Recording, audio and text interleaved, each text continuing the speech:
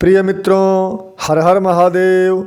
आज हम इस वीडियो के माध्यम से जानेंगे कि पवित्र कार्तिक मास में हरि प्रबोधिनी एकादशी का व्रत पर्व कब मनाया जाएगा। हरि प्रबोधिनी एकादशी को देवउठनी एवं देवोत्थान एकादशी के नाम से क्यों जाना जाता है, शास्त्रों में इस एकादशी का विशेष महत्व क्या है, पूजन का शुभ मुहूर्त क्या है एवं इस व्रत की कथा क्या है, इस व्रत का पालन कब करना है, इन सभी प्रश्नों की जानकारी आपको इस वीडियो के माध्यम से प्राप्त होगी। आप सभी को बता दें कि यह वीडियो ज्ञानप्रद एवं आम जनमानस के लिए बहुत ही उपयोगी है, इसलिए इस वीडियो को अंत तक जरूर देखें। वीडियो अगर अच्छा लगे तो इसे अपने इष्ट मित्र बंधु बांधवों में शेयर अवश्य करें, जिससे इसका लाभ उन सबको प्राप्त हो सके। अगर हमारे द्वारा प्रस्तुत वीडियो आपको पसंद है एवं आप चैनल पर नए हैं तो चैनल को सब्सक्राइब कर बेल आइकन दबाना न भूलें। तो आइए इस पावन पवित्र वीडियो का शुभारंभ करते हैं। वर्ष 2023 में पुण्य पवित्र कार्तिक मास के शुक्ल पक्ष में हरि प्रबोधिनी एकादशी व्रत का मान सबके लिए 23 नवंबर गुरुवार को है। आज सृष्टि के मालिक एवं भरण पोषण करता श्री हरि विष्णु का विधिवत पूजन कर उनको योग निद्रा से जगाया जाएगा। भद्रा 9:28 के पूर्व ही गन्ने का पूजन कर उसका सेवन प्रारंभ कर दिया जाएगा। तुलसी शालिग्राम का विवाहोत्सव परंपरागत तरीके से मनाया जाएगा तथा इसका क्रम पूर्णिमांत तक चलता रहेगा। आपको बता दें कि तुलसी विवाह की विस्तृत जानकारी आपको समय से पहले आने वाले वीडियो में प्राप्त हो जाएगी। इसी दौरान एकादशी तिथि में अयोध्या की अंतर्गृह परिक्रमा भी की जाएगी। जैसा कि आप सभी लोग जानते हैं कि हमारे सनातन धर्म में एकादशी तिथि का बहुत महत्व होता है।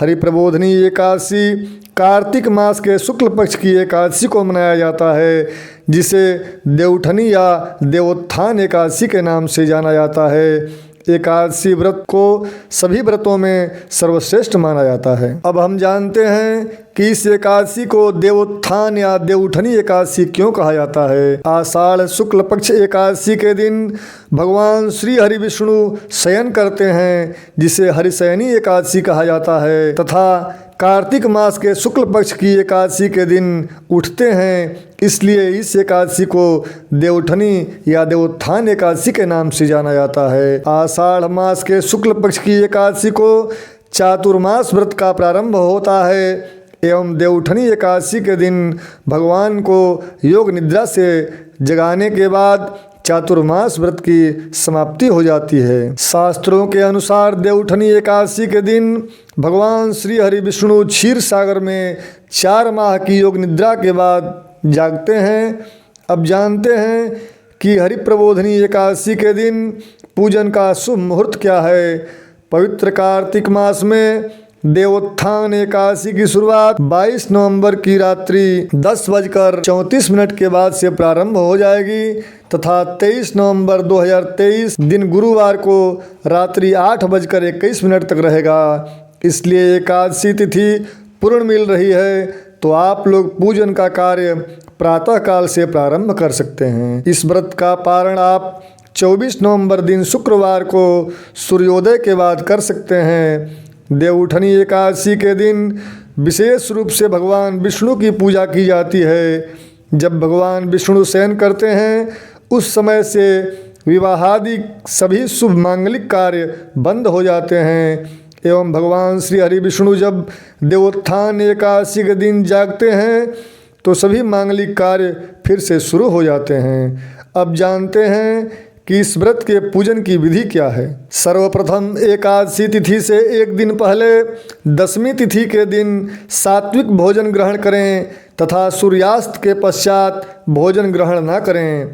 इस दिन प्रातः काल ब्रह्म मुहूर्त में स्नान कर शुद्ध वस्त्र धारण करें एवं पूजन स्थल को अच्छे से साफ कर लें। इसके बाद शुद्ध आसन पर बैठकर आचमन प्राणायाम करके व्रत का संकल्प करें।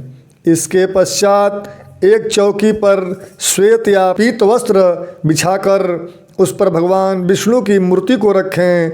मूर्ति न होने पर आप भगवान विष्णु का चित्र रखकर भी पूजन कर सकते हैं। सबसे पहले मूर्ति या चित्र पर गंगा जल छिड़कें।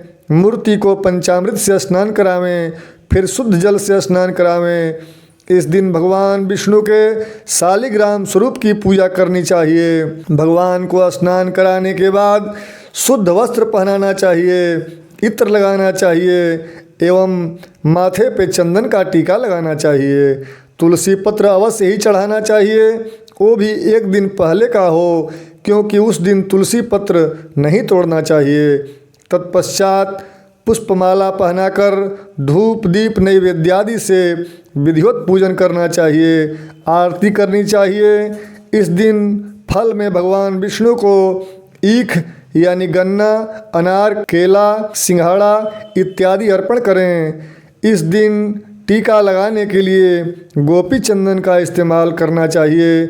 इसके बाद भगवान श्री हरि विष्णु को 4 मास की निद्रा से जगाने के लिए घंटा तथा शंख के मांगलिक ध्वनि के साथ जगाना चाहिए। इसके लिए भगवान से कहें कि हे प्रभु, जगत के पालनहार, उठिए, त्रैलोक्य का मंगल करिए, उठिए नारायण, सभी भक्तों का कल्याण करिए। ऐसी प्रार्थना के साथ भगवान को जगाना चाहिए। व्रत के दिन आप ओम नमो भगवते वासुदेवाय मंत्र का जप अथवा विष्णु सहस्र नाम का पाठ कर सकते हैं। इस दिन अन्न का सेवन नहीं करना चाहिए, लेकिन फलाहार का सेवन कर सकते हैं। व्रती को एकादशी के एक दिन पहले से चावल का सेवन नहीं करना चाहिए। अब हम जानते हैं कि हरि प्रबोधिनी देवउठनी एकादशी व्रत कथा के बारे में एवं इसका महत्व क्या है। एक समय की बात है जब नारद जी ने परमपिता ब्रह्मा जी से पूछा कि हे परमपिता, कृपा करके आप मुझे प्रबोधिनी एकादशी के महत्व के बारे में बताइए। यह सुनकर ब्रह्मा जी ने कहा कि हे पुत्र, कार्तिक मास के शुक्ल पक्ष में पड़ने वाली इस एकादशी का फल 1,000 अश्वमेघ यज्ञ तथा 100 राजसूय यज्ञ के फल के बराबर होता है। इस पर आश्चर्यचकित नारद जी ने पूछा कि हे परमपिता, इस एकादशी पर एक संध्या भोजन करने तथा पूरे दिन उपवास रखने से क्या फल प्राप्त होता है, इस विषय को समझाइए। तब ब्रह्मदेव ने कहा कि हे नारद, एक संध्या को भोजन करने से 2 जन्मों के तथा पूरे दिन उपवास करने से 7 जन्म के पापों का नाश होता है।